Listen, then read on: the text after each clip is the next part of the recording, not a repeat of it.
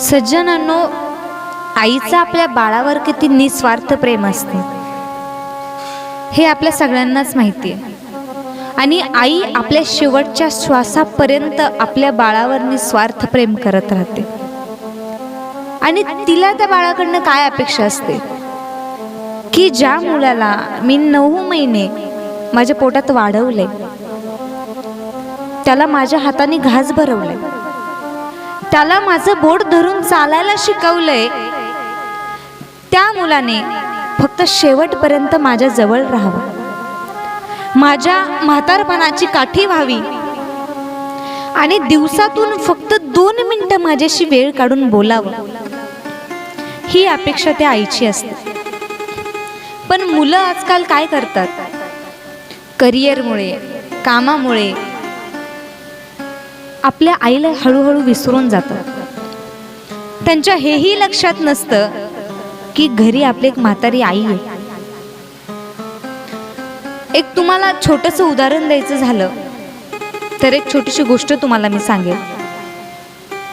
एका आईने आपल्या मुलाला 9 महिने पोटात वाढवलं, त्या मुलाला जन्म दिला आणि त्या मुलाचा जन्म होताच त्या मुलाचे वडील वारले. त्या आईला कोणाचा आधार नाही, बिचारी एकटी पडली. आणि तो मुलगा हळूहळू मोठा व्हायला लागला. या घरी त्या घरी धुणे भांडे करून ती आई बिचारी पैसे जमा करायची, त्या बाळाला खाऊ पिऊ घालायची, त्याच्या शाळेची फीस भरायची. तो मुलगा शाळेत गेला आणि एक दिवस त्या शाळेमध्ये त्या मुलाची पॅरेंट्स मीटिंग होती. त्याची आई शाळेमध्ये गेली आणि त्या आईवर त्याचे मित्र हसायला लागले. का?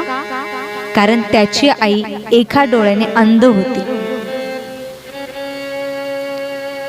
हा घरी आला. घरी आल्याच्या नंतर स्कूल बॅग एकीकडे फेकून दिली, बूट काढून फेकून दिले, राग राग सॉक्स काढले, तन तन तन करत रूम मध्ये जाऊन एका कोपऱ्यात जाऊन मान खाली घालून बसला. त्याची आई त्याच्या जवळ गेली आणि म्हणाली, बाळा काय रे, काय झालं, एवढा रागराग का करतोयस, तुला काही हवंय का, तुला काही कमी पडलंय का, तुला कुठली गोष्ट हवी आहे का, सांग, मी तुला लगेच आणून देते. त्यावेळेस तो मुलगा म्हणाला, आई मला एकच गोष्ट दे की तू आजपासून माझ्या शाळेत कधीच येऊ नकोस. हे ऐकताच त्या आईच्या चेहऱ्यावरचा रंग उडाला. ती आई म्हणाली, का रे बाळा, काय झालं, मी काही चुकीचं बोलले का, किंवा माझ्या काही बोलण्यामुळे तुला मॅडम ओरडल्या का, काय झालं तुला. त्यावेळेस तो मुलगा म्हणाला, हे बघ आई, मला बाकी काही माहिती नाही, पण तू आज शाळेत आल्यामुळे माझे मित्र माझ्यावर हसले की कशी दिसते तुझी आई, एका डोळ्याने तुझ्या आईला दिसत नाही. त्यावेळेस त्या आईच्या पायाखालची जमीन सरकली. ती आई म्हणाली, बाळा ठीक आहे, जर मी तुझ्यापासून लांब राहिल्याने किंवा मी तुझ्या शाळेत न येण्याने तुला आनंद वाटत असेल तर मी तुझ्या आनंदासाठी काहीही करायला तयार आहे. अरे तू एकुलता एक आधार आहेस माझा, तुझ्याशिवाय कोण आहे माझं. त्यावेळेस ती आई म्हणाली, बाळा आता खुश आहेस ना, जा हातपाय तोंड धुवून घे, तुला जेवायला वाढते. तो मुलगा हातपाय तोंड धुवून जेवायला बसला. त्या आईने त्या मुलाला घास भरवण्यासाठी हात पुढे केला. त्यावेळेस त्या मुलाने त्या आईचा हात झिडकारला आणि म्हणाला, आई मी आता लहान नाहीये, मी माझ्या गोष्टी हाताने करू शकतो, त्यामुळे तू माझ्या मागे पुढे करणं बंद कर आणि मी तुझ्या समोर हात जोडतो की इथून पुढे माझ्या सोबत कुठेही येऊ नकोस. त्या आईने हातातला घास खाली ठेवला आणि निघून तिच्या रूम मध्ये निघून गेली. काय यातना असेल त्या आईच्या मनाची. ज्या मुलाला 9 महिने पोटात वाढवलं, आज त्याच मुलाला आपली लाज वाटावी. ज्या मुलासाठी 9 महिने आपलं सौंदर्य पणाला लावलं, ज्या मुलासाठी आपल्या हाताचा विचार न करता याच्या त्याच्या घरातली भांडी धुणी केली, त्या मुलालाच आपली लाज वाटावी. हळूहळू मुलगा मोठा होत गेला, कॉलेजला गेला, खूप शिक्षण घेतलं आणि शिक्षण घेऊन अमेरिकेला निघून गेला. बिचारी आई एकटीच, कोणाचा आधार नाही. अमेरिकेला निघून गेला आणि काही दिवसांनी त्या मुलाचं पत्र आलं की आई, मी लग्न केले. आणि याच पत्रामध्ये तुझ्या सुनेचा फोटो सुद्धा आहे, तो बघून घे. त्या आईने तो फोटो बघितला, हळूच हसली. एका डोळ्यात आनंद अश्रू होते तर एका डोळ्यामध्ये दुःख. त्या आईने विचार केला की मान्य मी एका डोळ्याने अंध आहे, पण मी कमी कुठे पडले की मी माझ्या बाळाला साधा आशीर्वादही देऊ शकले नसते. आतापर्यंत तो माझ्यापासून लांब राहिला, त्याला माझी लाज वाटत राहिली, या गोष्टीचं मला दुःख नाही. पण एकदा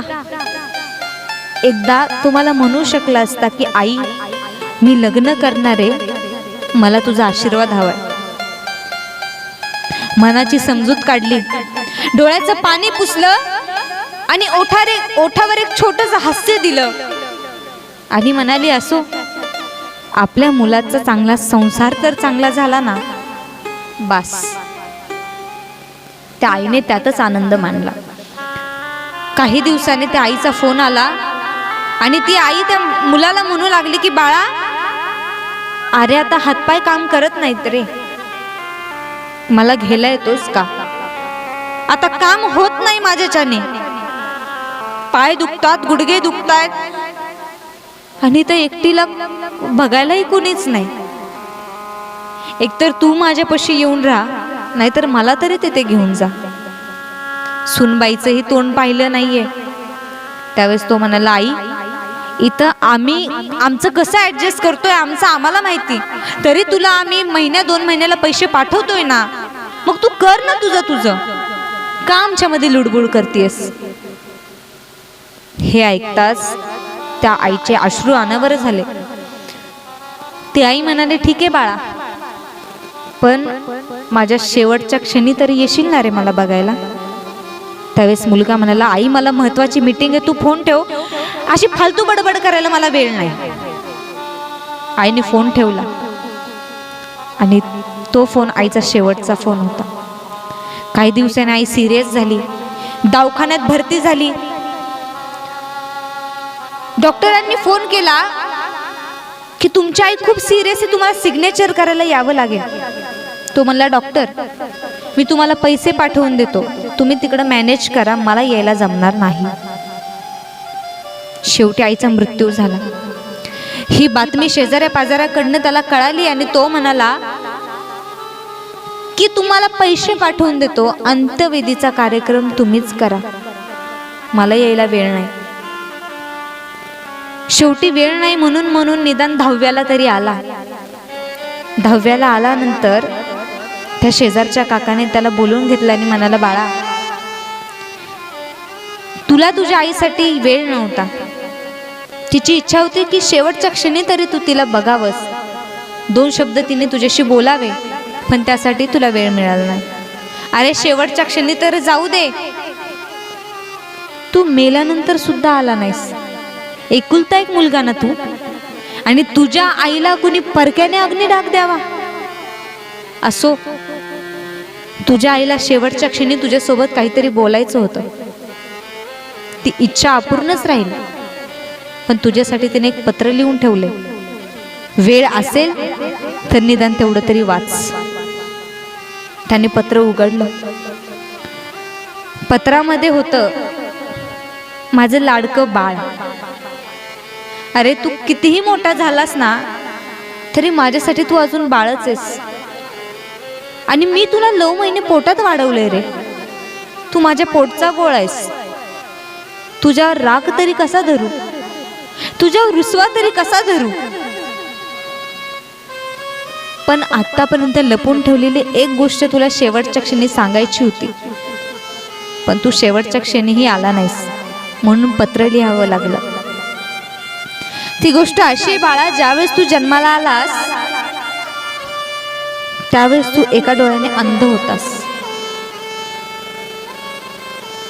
आणि डॉक्टरांनी सांगितलं की याचे लहानपण कसंही निघून जाईल, पण हा मोठा झाला तर त्याला त्याच्या एका डोळ्याच्या अंधत्वामुळे पुढे बरेच प्रॉब्लेम येतील. हळूहळू मोठा झाला त्यावेळेस आईने त्याला दवाखान्यात नेलं आणि डॉक्टर म्हणाले की एक उपाय आहे, याला कोणाचा तरी डोळा द्यावा लागेल. आई म्हणाली, डॉक्टर मी अशी गरीब असहाय्य, याला वडील देखील नाही, अशा वेळेस कोण याला डोळा देणार आणि एवढे पैसे मी आणू कुठून? त्यावेळेस ती आई म्हणाली, डॉक्टर माझा डोळा दिला तर चालेल का हो? त्यावेळेस डॉक्टर म्हणाले, अहो पण तुमचं काय, तुम्ही एकट्या आहात त्याला सांभाळणाऱ्या, तुम्हीच एका डोळ्याने अंधत्व स्वीकारलं तर ह्याला कसं सांभाळणार? ती म्हणली, मी काहीही करेल, माझं संपूर्ण आयुष्य अंधारात गेलं तरी चालेल, पण या बाळाचं भविष्य उज्ज्वल झालं पाहिजे. हाच तर माझ्या म्हातारपणाची काठी आहे. आत्ता जर याचं भविष्य उज्ज्वल झालं तरच मला म्हातारपणात हा सहारा देईल. आणि बाळा, मी माझा एक डोळा तुला दिला. हे वाचताना त्या मुलाच्या डोळ्यातलं पाणी त्या पत्रावर पडलं. पश्चाताप झाला, पण पुढे वाचताना ती आई म्हणली, बाळा लहानपणापासून ते मोठा झालास, लग्न केलंस, आत्तापर्यंत तुला माझी लाज वाटत राहिली, पण मी जे अंधत्व स्वीकारले, मला जे अंधत्व आलंय ते फक्त तुझ्यामुळं आलंय. तुझं भविष्य उज्ज्वल व्हावं म्हणून मी माझ्या आयुष्यात अंधकार स्वीकारला. आणि तू काय केलंस? माझं म्हातारपण उज्ज्वल करायचं सोडून, माझ्या म्हातारपणाचा अंधार मिटवून दिवा लावायचा सोडून तू माझ्या म्हातारपणावर फूक मारून निघून गेलास. एवढे सुद्धा उपकार ठेवले नाहीस का रे तुझ्या आईचे? एवढं सुद्धा पान फेडावंसं वाटलं नाही का रे तुला माझ्या दुधाचं? पण तरी सुद्धा मी मेले ना, तरी सुद्धा माझं तुझ्यावर नितांत प्रेम आहे आणि मेल्यानंतर सुद्धा माझं तुझ्यावर खूप प्रेम राहील बाळा, कारण मी तुझी आई आहे. मी तुझ्यावर नाही रागवू शकत. एवढं निस्वार्थ प्रेम हे आईशिवाय दुसरं कोणीच करू शकत नाही. त्यामुळे जर तुम्ही लहान असताना तुम्हाला चालता येत नाही, बोलता येत नाही, त्यावेळेस ती आई तुम्हाला सांभाळते ना. तुमचं बोबडं बोलणं, तुम्ही 10 वेळा एक प्रश्न विचारता तरी ती 100 वेळा त्याचं उत्तर देते ना. तर म्हातारपणा तिचं सुद्धा बोबडं बोलणं समजून घेत जा. चलताना तुम्ही 10 वेळा पडता ना, ती तुम्हाला 100 वेळा उचलते ना. तर म्हातारपणात तिला सुद्धा आधार देत जा. आपल्या आई वडिलांची म्हातारपणाची काठी बना.